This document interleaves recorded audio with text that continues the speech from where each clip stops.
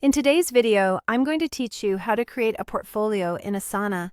By the end, you'll be able to track multiple projects in one place and keep an eye on progress, workload, and timelines with confidence. A quick note before we dive in. Portfolios are available on paid Asana plans. If you don't see the Portfolios option in your workspace, that's likely the reason. Let's get started by opening Portfolios.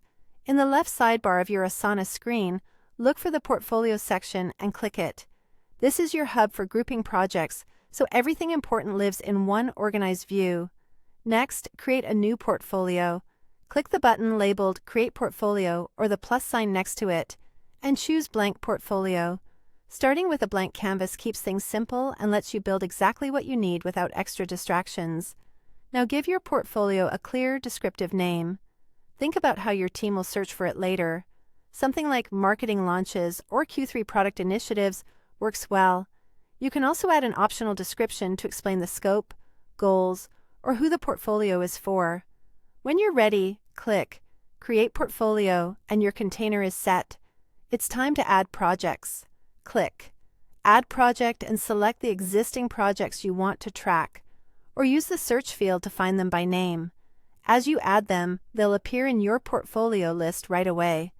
Remember, portfolios hold projects only, not individual tasks, so you'll want to include the projects that matter most to your goals.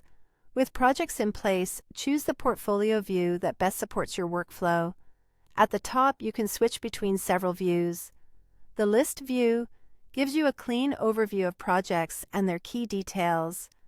Timeline shows schedules across time so you can spot overlaps and plan around milestones.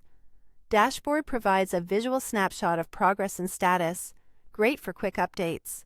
Workload highlights team capacity, helping you balance assignments across people. For workload to be accurate, make sure your tasks have assignees and due dates in the underlying projects.